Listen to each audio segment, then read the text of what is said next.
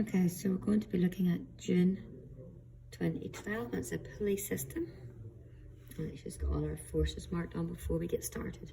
So 3M, the weight is 3mg, tension up, tension down. The other weight is 2m, this is called P, that's called Q. Tension up, tension down, and the weight 2mg. And we've got the distance here. This distance is 2.5d.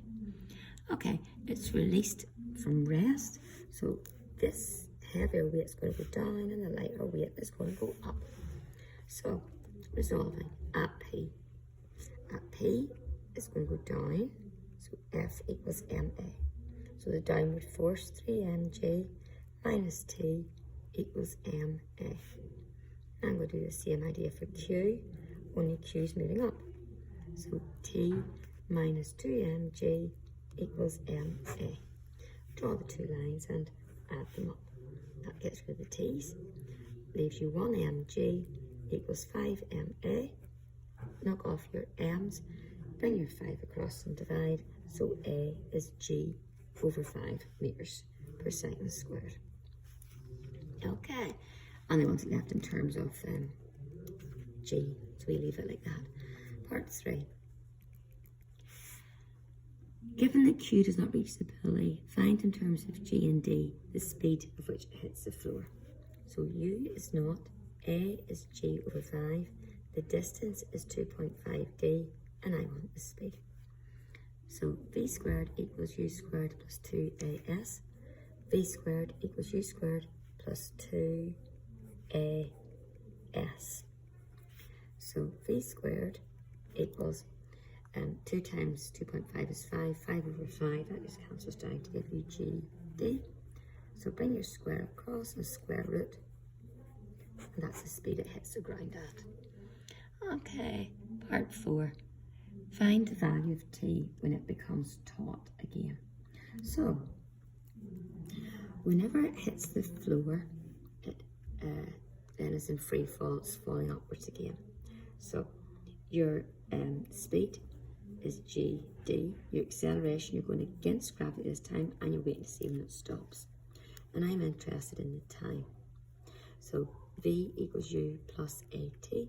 Just remind myself there, I haven't found the time for the first bit of the journey, so we're going to have to go back and do that in a wee minute. So we're just rearranging this. So gt equals the square root of gd. So t equals the square root of g, square root of d over g. And the reason I'm writing it out like that is I can tidy it up a wee bit nicer. Square root of g over g is the same as the square root of g in the bottom. So that was stage 2. Let's go back to stage 1. Stage 1, u is 0, so from up here. A is g over 5. S is 2.5d. V is the square root of GD, and I want time.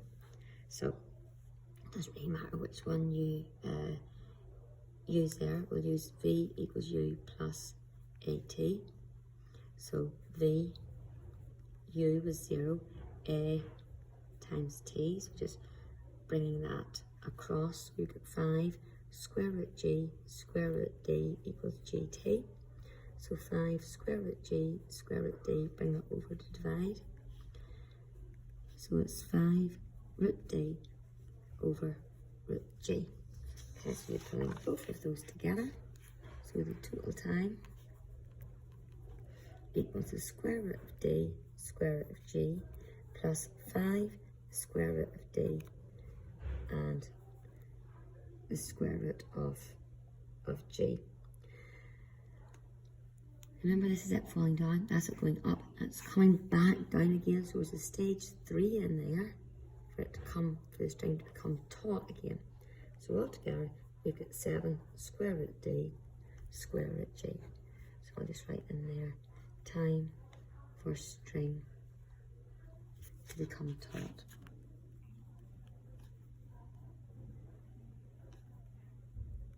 Okay.